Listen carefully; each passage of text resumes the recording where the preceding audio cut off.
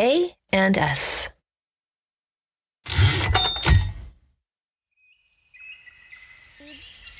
Sebastian found another dog playing, and he started playing with that dog. I imagine Amanda Carrico wrapped in the root structure of a willow, looking up into the panoply of green. She traces the interweaving ecosystems mapping the movement of various lives and species across the overstory. Amanda looks down to watch a ladybug quietly cross her hand and leans in to whisper if she's disrupted her day. Racing home, young Amanda bursts through the door to tell her parents the connections that she, in this small moment, has seen and wants to someday understand.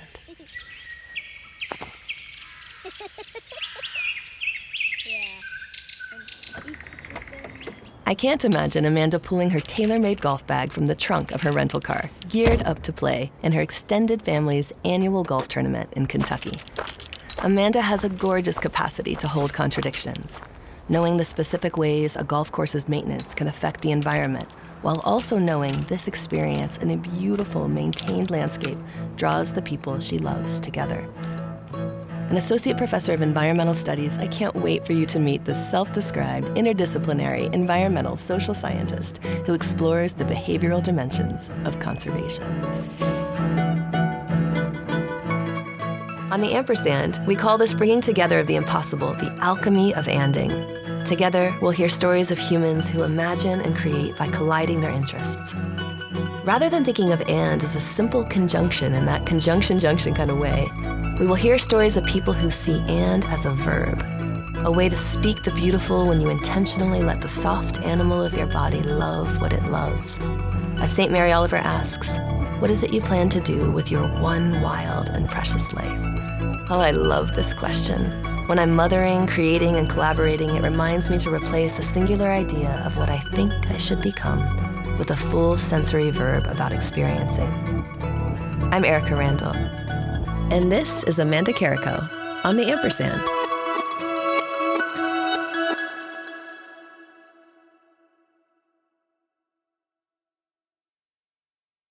I mean, I grew up around golf courses. My father was like a big golfer. Seriously? And it's like an important recreational activity in my family. In fact, my family gathers every year for family reunion. I come from this massive Catholic family. That's me too. There were 36 and we were half there. Okay. Yeah. My dad is one of 13. I have like one 50 of 8 cousins. Yeah, 77. And they have a Carrico family golf tournament every year. So there is like a little romanticism with it, like the smell of the golf course. Yeah, you know that's when the setting sound of the sun. Yeah, I think we grew up with these landscapes around us, and we take them for granted, and we just get used to them. But once you sort of kind of really think critically about like what did it take to produce this landscape and that shade of green, right? Yes. Which is Not a normal. really intense shade. It's beautiful. Yeah. Like pleasant to the eye. But what did it take to create that shade of green? And oh, interesting, you don't see that shade of green in many other places in the world, right? So it does make you kind of reflect on, Did you what's ask happening. those questions when you were younger? Did you go from this lawn that looked like this kind of earthiness in Kentucky to now this kind of Technicolor green? Did your brain start to make connections like that? That's a good question. I mean, I think I was lucky to grow up. I grew up in the city, but my family's roots were all in rural spaces. And so I was lucky. I think one of the things that shapes the way I think of my work and the environment now is because I was moving across these urban and rural spaces quite a lot. And so I think I had the juxtaposition of running through forests that were, everything is managed at some level. That's one thing I didn't really understand until becoming a scholar in this area. But running through forests that are more untouched versus running through these manicured lawn spaces or, kind of golf courses, these highly, highly managed spaces. And I think I remember feeling like kind of in awe of these more natural spaces and drawn to them. And they felt like places you could relax and explore more. And so I think there's no touch rule where the others have. Yeah, there's more rules there. And so I guess I on some level, right, in the way a child maybe does. Yeah, I would say so. Yeah, and what you wear. Yeah, and how you can get dirty. My kiddo and his cousin had their country club costumes on, their Dockers that we got from the Goodwill, and they had, and they were holding their glass like this, and they were performing that role, and they wanted to go outside so badly and explore, and they were getting the don't do it, and then they go back to my cousin's house where he lives on a mucky creek and these gorgeous trees, and there's a groundhog that comes out, and it just that difference and how you feel your body and then how you feel your mind and the liberation that comes. And the city that you grew up in, which city was it? Louisville, Kentucky. Oh, so you were right there. Okay. Bourbon capital of the world. Yes, ma'am. That's so good. My cousin we were staying with, they also have a bourbon club. So they will want to visit your family and go to the Carrico golf tournament. Does it still happen? Oh, yes, it still happens. Yeah. The family, I mean, my father passed earlier this year. So, and lots of my aunts and uncles are now, but it's still going strong. And it's like a new generation sort of trying to figure out how to claim this and keep it moving forward. But I think we're going to do it. I mean, I think we've got some pretty awesome people who are committed. The next gen. Yeah. But you don't sustainability shame them? No. You don't? No. And I have strong feelings about that. Yeah. Talk to me about that. Like you mentioned, this lawn project was a really lovely collaboration that started when I was in Nashville, Tennessee, actually a postdoc at the time.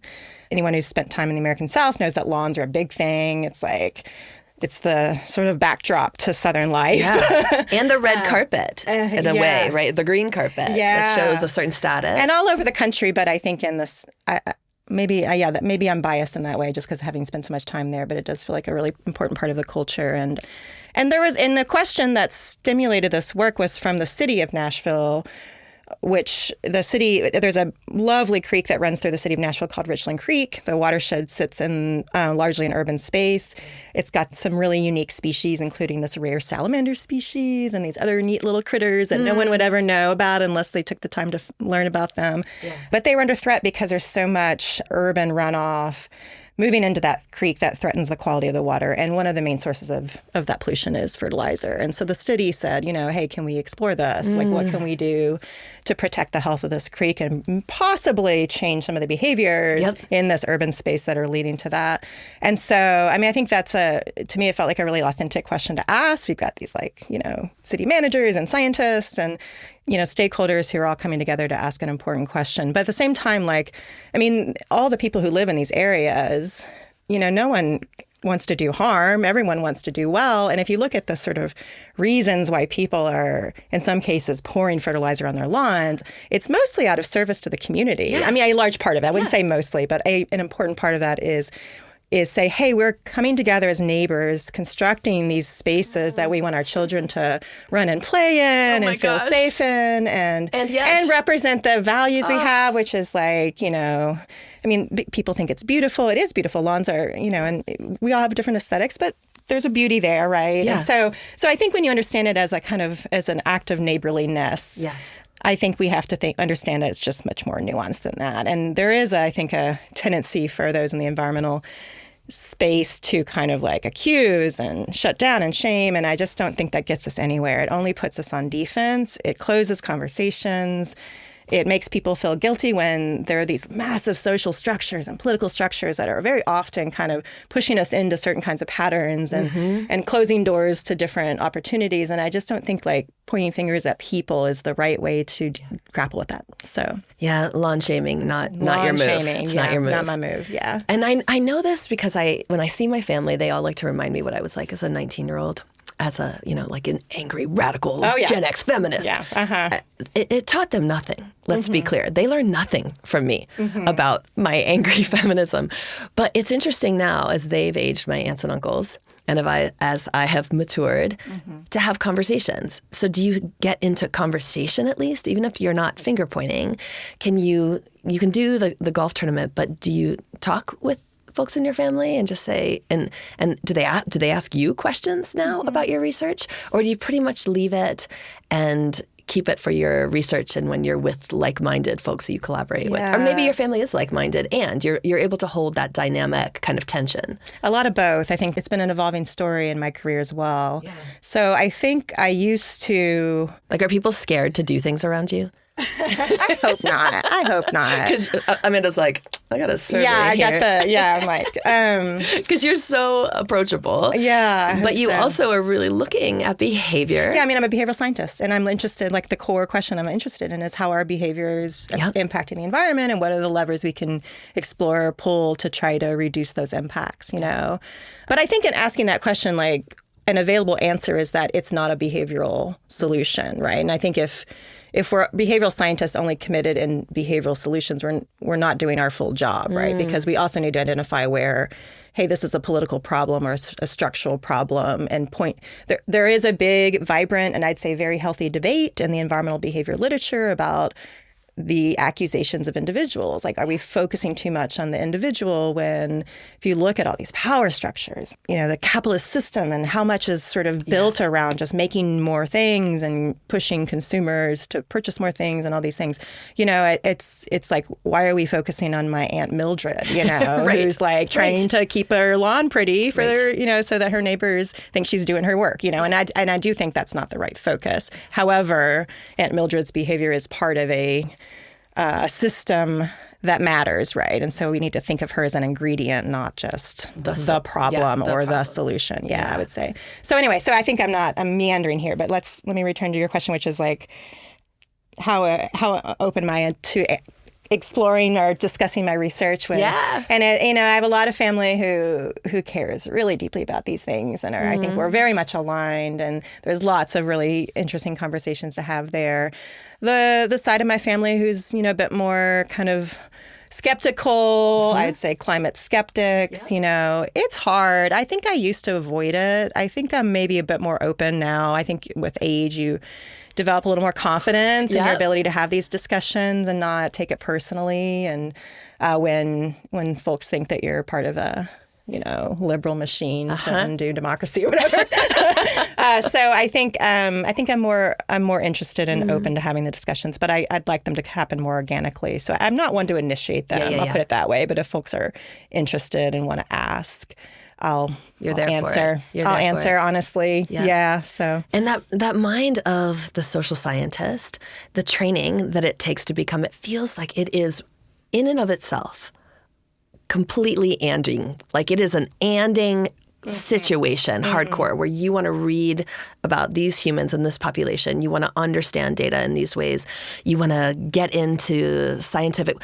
But when I look at your research, you're also ending with people. So now you're not doing all the things, but you're really interested in collaboration. Like, it looks like seeking out collaboration is your jam. Is that how you were as a young thinker? Were you like, group project? Yes, I'm going to do this part and I'm going to work with Sam because he is all about XYZ. Like, how did you know how to do this? Because it's a weird thing to know your role in an amazing collaboration. What an interesting question. I'm definitely an ander. Okay, yeah. And collaboration is my jam. That is, I think, that's the story of my portfolio of work. I mean, sometimes I think I look a little scattered and my work covers a lot of terrain. I know. I want to talk about that too, because when I look at your work, I'm like, wow, how did you get from here to there? Yes. And I mean, some of it is just like me maybe being a bit of a restless soul and liking to pursue new questions. But I think the major answer is that it's collaboration, because I think I do really enjoy collaboration. I'm one to say yes to new ideas that involve collaboration. And so that just takes you in different directions, because you're not always like intentionally saying, okay, I answered this question, now I want to go to the next and the next and the next. It becomes nonlinear in that way. And so was I like that as a kid? Gosh, I don't think so. I mean, I'm in the school setting, no. I think I was the kid in school, and that didn't like it when we had group projects. You didn't like a group project. I hated it when we, I love it when you smile. I'm like, I can see you're like doing a thing. I mean, it's not that I did. I think there was some that was really great, and like there are things we can, as a teacher, I see this so clearly now. You wanted to get an A. Yeah, well, there are things we can do in our classroom. It's like we couldn't achieve that if we weren't putting them into groups, right? There'd be too many individual projects or too much classroom management challenges. But we didn't teach kids how to collaborate. No. But what I hated was, especially like in high school and college, is like when you've got this, like, I loved lectures. I was that I was that kid, like, oh, this professor is talking about such interesting things. And, I'm sitting in the room and then they'd say, okay, now talk to your neighbor for 15 minutes. It's like, well, what I would care about this guy. Yeah, this guy knows nothing. Yeah. And it was like a lame conversation often. It's like, he's just rolled in here. Like, he's still high from last night. And Not like, an expert. Why am I doing this? Yes. Yeah. And now I see why. Now from this perspective as an instructor, I see why. It's like, because everyone learns differently, and I was a certain kind of learner, and others in the room needed those breaks. They needed a chance to like actively process. You think they were nervous when they got partnered with you? Maybe. I'm sure it was super intense. Like, yeah, I don't know. So I don't know if I liked it in the school setting, but I think I'm a pretty social person though, and I enjoy like interacting and hearing what people think and like observing. Like I married a Midwesterner who, if you've spent time in like upper Midwest, like they don't really chat in the same way Southerners do. Like there's a lot of off limits things. And my husband always says like, stop interrogating people. Is he from Wisconsin or yes. the Yeah. How did you know? Yes. Yeah. You said upper Midwest. Yeah. I'm like, I know. It's either the UP of Michigan or Wisconsin off the lakes. But I felt like the first few times I met his family, he'd like pull me inside. He's like, you're interrogating them. Stop doing that. And it's like, but I want to know about them. Like, what are they from and what do they do? But it felt really intense, I think, to some people who don't. So that's your survey. So maybe that's why. Maybe that's where it all comes Mm-hmm. from. I think it's more that and a little maybe different learning style, but more of a social affinity. Yeah, So. and super curiosity. And so kind of the way that you fell in love with professors, did you or do you also fall in love with researchers? So you might be looking at someone's work and go, oh my gosh, Yes. I have got to get in a project. Yes, yeah. I'm a total fangirl. You total feel, yeah. I am yes. so too. Yeah. There are just people who you read their work and you're like, wow, like they just, the way they talked about it, the way they approached it, the way they communicate its value just really lands with you. And I think I will find myself, I want to read more, see what they do or figure out what's going on there. And there are these people that just take these fascinating paths and, and I think in interdisciplinary sciences, I don't know, this is where I approach it from because I was trained as a psychologist. I did my PhD in psychology. Oh, really? Yeah. Mm-hmm. Yeah, and social and environmental psychology. And it was a great foundation for me. Yeah, I mean, it tracks in a lot of ways. Yeah, but however, I should say and I don't think I was ever like on a pathway to like becoming a psychologist. Yeah, you were not on a couch. Like, with a capital P. I think that like what was interesting to me wasn't like diving deep into the field and really advancing theories and knowledge in that space. It was like the way psychology provides a tool or this like avenue to understanding other kinds of problems. And I didn't set out to study the environment. That was a bit more serendipitous, but it's a great fit for me. It matches a lot of my kind of interests and passions. But like psychology as the beginning ball drop in a Rube Goldberg machine. Yeah, that's a great way to put it. Yeah. And when I look at the folks that you have connected with, I mean, it's this wind, it's this city, it's super, what do we do when we have migration into really tight spaces with tons of people, to then thinking with what are the ways we in Boulder are looking at how we make choices locally. So you're going really global, really local. And is it then mostly because of the people who are bringing you into projects, or? That's a major ingredient. Okay. I think a lot of times, these projects have come together in the social sciences. We don't have historically not had the access to the funding that you get in the harder sciences. And so are you the sidecar or are you the driver? No, well, I mean, there's definitely always a challenge with becoming the sidecar, but I think that space is navigable. I mean, there's been cases, but I've also seen my natural science colleagues become the sidecar. And so I think, does it happen more to the social scientists? Probably. Yep. But I do think we actually are learning and we're getting better at that. And I think the right collaborations, good collaborations, and I've been lucky to be part of some really fantastic collaborations. It doesn't evolve that way, and there's space for everyone to kind of stake a claim. But I think these projects, I mean, I've had the opportunity to work with teams to secure large grants that unlock opportunity for social scientists that are otherwise often not there. Like there was that 3.6 million? Yeah. I mean, we study, we were able to, we're looking at landscape change and geological erosion processes in the Bay of Bengal, and that's the reason I started working in Bangladesh. I teamed up with some geologists. This was so fun to learn about the the spectrum of geology, and there's like the hard rock geologists and the soft rock geologists, and the soft rock geologists are interested in a lot in coastal processes and sedimentation. And elevator music. And if you're, exactly. They're not anthrax. Yeah. And if you are a soft rock geologist, like the Bengal Delta is like the place. It's like one of the most intensely exciting places in the world. And had you not really thought of it before? No, of course not. Are you kidding me? Like, yeah. But but you look at it, if you look at it from a map and you've had a recent conversation with a soft rock geologist, you will notice that you can basically see the outlines of the nation of Bangladesh without looking at a political boundary. Why? Because it's the Delta. These are it's a people whose identity has been like formed by this deltaic environment, and their livelihoods are attached to it, and the identity of the people, and it created, these natural divisions that shaped the way the language formed, and it's fascinating, it's so fascinating. And so it's like, like that is an environmental, like these environmental gradients that sort of like now has essentially supported this emergence of a people, and that became the emergence of a nation. And like, it's just fascinating. I think it just makes my skin tingle. I can see it. I can like see it. And this curiosity of yours. Yeah. Like, oh my God, this thing I didn't know about. And now I get to learn with. And that's the thing. It's like, I think the collaboration unlocks this opportunity to think about environmental spaces in ways that I'm not trained to do, but I have things to say about, right? Yeah. And so I just love that. And so the cost isn't as linear, and you sometimes are kind of treading into new waters. But I think that's a great thing. I think it's good. I think it pushes boundaries in ways that we otherwise wouldn't be pushing, and that we want the people who are doing the very linear, deep disciplinary science. They're doing great. They should keep doing that. Yep. But we also probably, I'd say, benefit from having the folks that are like always a little bit on the perimeter of how things have worked in the and come past, with a beginner mind to different projects and ask probably really different questions. Yeah, that's right. So when I'm thinking about myth as we're talking about the 150th in Sea Boulder. And there are a lot of myths out there about behavior. You started to point to a few of them, like blaming your aunt for global warming. Mm-hmm. But other myths that you think we're holding on to that need some dismantling. And then what do you see? I know policy is a love language of yours, but what are some ways that you can help us understand some of the myths that are out there, and just so that we can look towards better answers?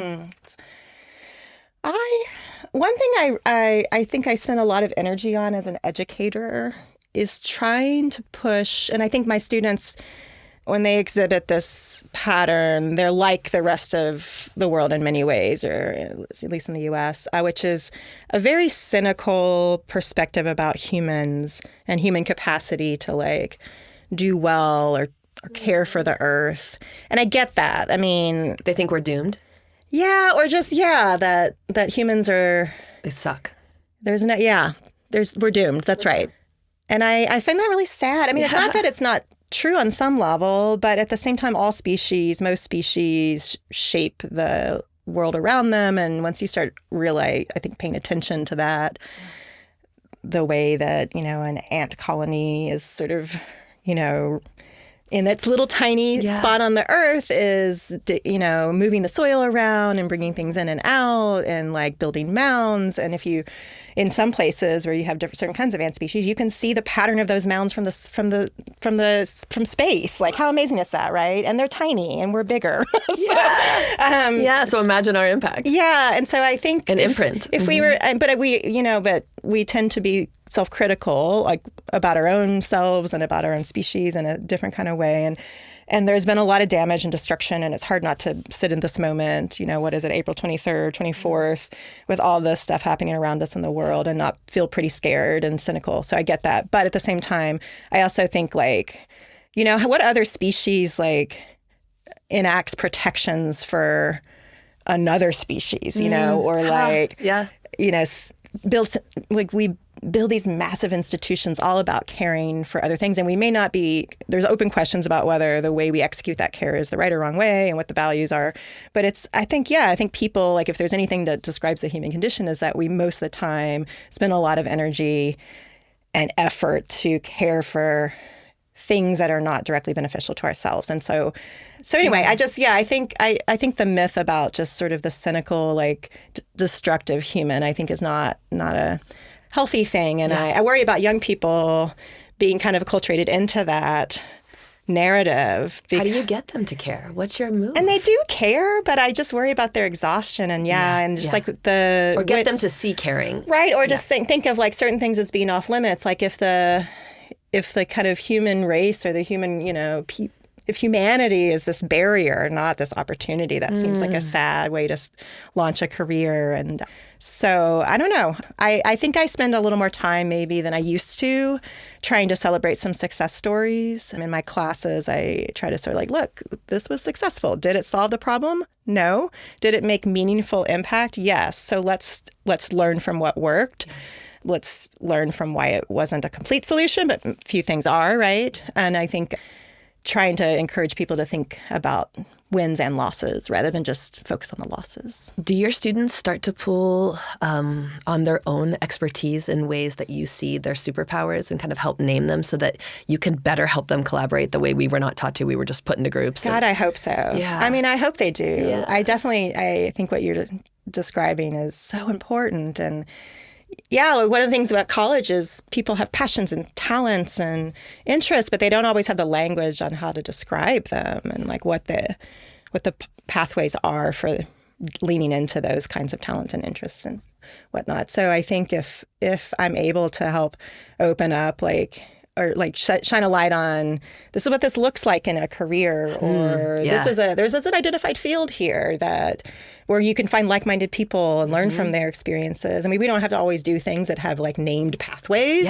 but at the same time, I think sometimes like realizing others have done something very similar to what you want to do is just this really empowering moment. Gives you confidence. And I remember that for me. Yeah, I was going to ask, did you have a mentor? Well, yeah, and mentors? Like the interdisciplinary sort of focus of my work, I think I spent a lot of the second half of my grad school career thinking like, I don't know if this is for me. I don't. All the sort of Does this examples. not become a waste? Yeah, I mean, I love to learn, but I think I wasn't. I didn't see. I wasn't excited about the more traditional academic career paths in psychology. It just wasn't my jam, right? I can't imagine you not excited. And then.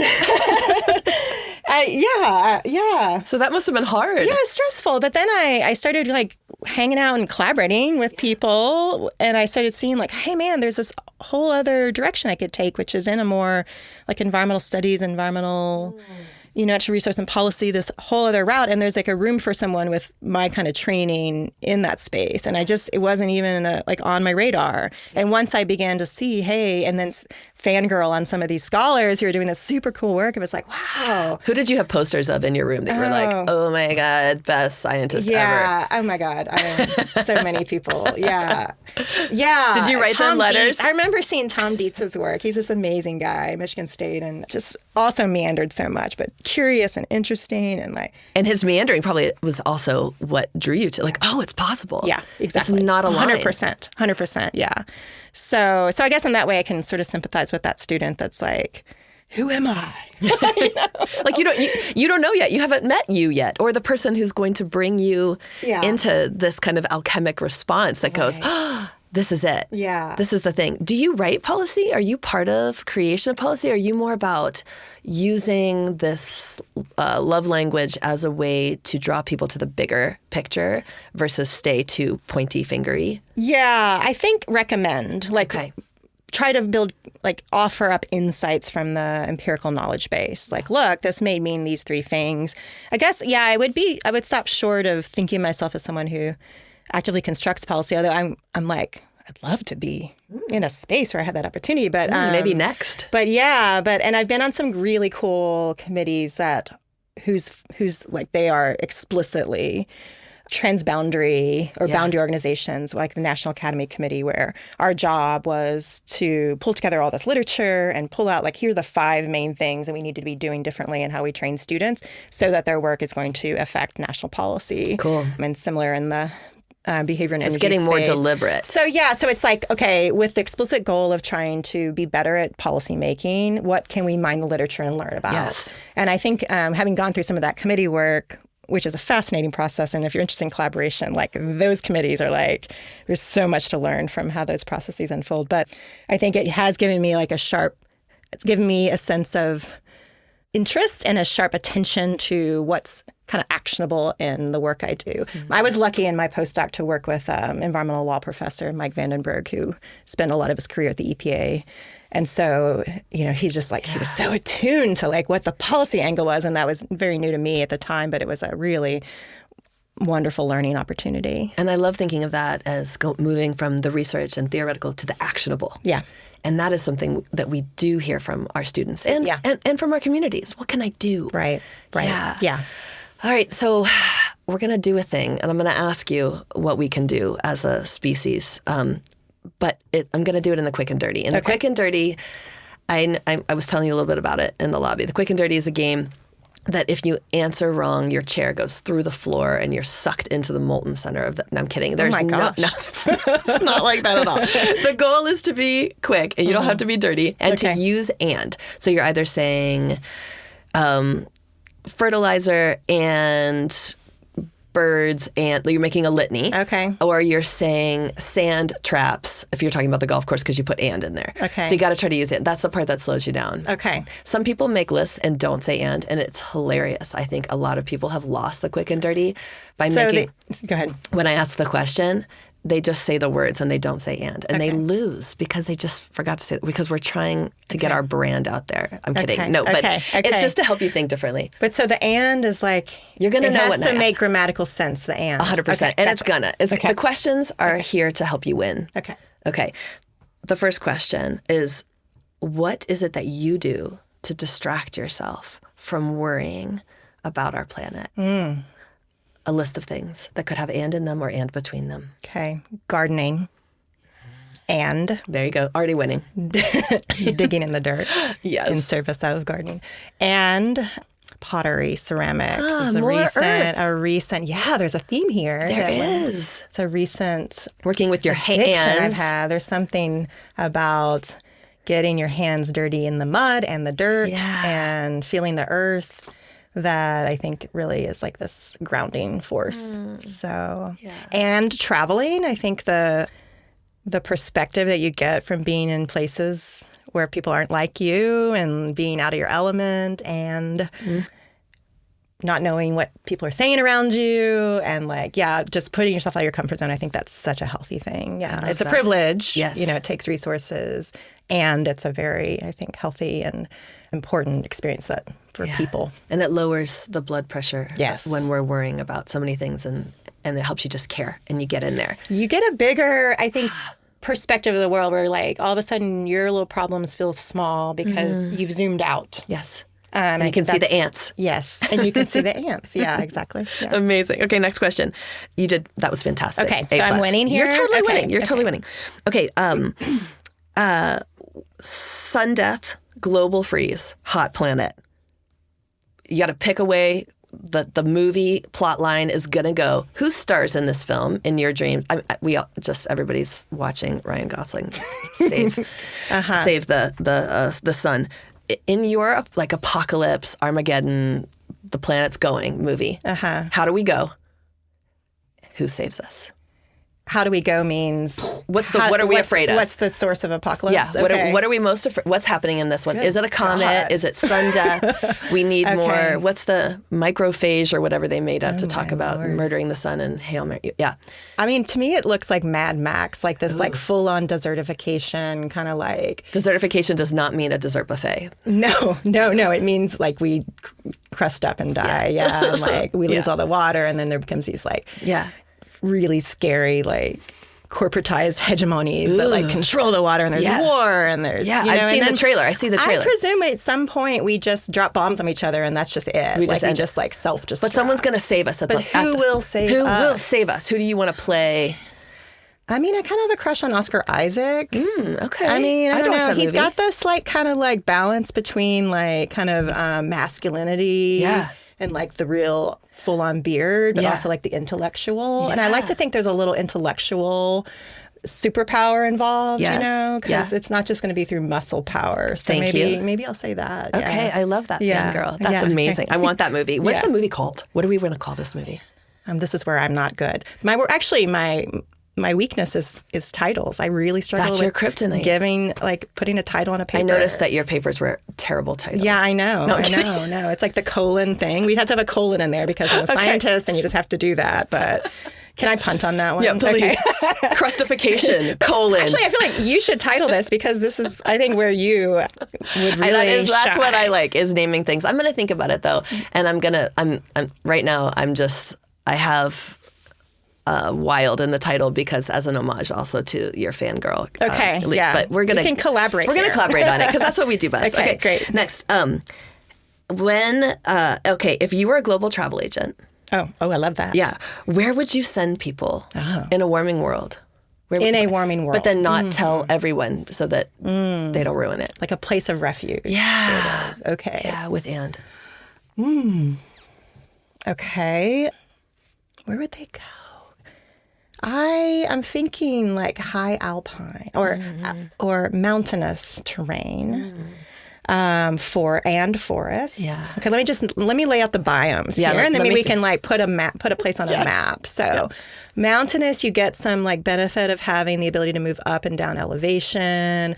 You know, the indigenous peoples of America like moved across these incredible like elevation landscapes seasonally to like effectively forage and farm and do all these amazing things. So I think there's a lesson there. So, so with some mountainous terrain where there's elevation, I think forests provide the shelter and cooling effect and the, cleansing effect of our water system. So forests and mountains near the sea, because we'd need to have, there's so much food produced out of the sea. All right, so I'm thinking the Andes. Yeah. Right? I'm thinking like, that's what I see on your poster. I apologize to the people of Chile, but like this might be where they need to be. Yeah. Yeah. Amazing. Yeah. Amazing. All right. Usually to end the quick and dirty that you won beautifully. Okay. What do I get? You get praise from all of our listeners, that's all which I is wanted, like thousands of them. We used to do a blessing, like you were doing a graduation speech. And this season, because we're thinking with the 150th and we're thinking about birthday candles, if you were to close your eyes and make a wish for our planet, for the university, for students, for collaborators, but this wish only comes true if you tell us. Okay. What would this is breaking the wish rules. But It's okay, not. I'm on board. Yeah. Okay. That has, and you have to somehow put and in there. Okay. Make a wish. I'm thinking of a young person, a child, because I spend so much of my time working with young people, and this is for the future. So let me think about a wish I think my wish would be that any young person who is born in any part of the world has the opportunity to learn, to grow, to be healthy and happy and productive. And so when I think of like climate change and the very scary things that could come from that, I think a lot of times we focus on the earth, like protecting the planet. That kind of drives me crazy. Like, we got to protect the planet. Of course we do on some level, but it's really the humans on the planet that I'm most worried about. And so I think my wish would be about caring for and supporting and uplifting young people and making sure they have opportunity to succeed. That was Amanda Carrico, Associate Professor of Environmental Studies at the University of Colorado Boulder. For more about Amanda, her research, and her lab, see our show notes. The Ampersand is a production of the College of Arts and Sciences at the University of Colorado Boulder. It is written and produced by me, Erika Randall, and Tim Grassley. If there are people you'd like us to interview on the Ampersand, do please email us at asinfo@colorado.edu. Our theme music was composed and performed by Nelson Walker, and the episodes are recorded at Interplay Recording in Boulder, Colorado. I'm Erika Randall, and this is the Ampersand.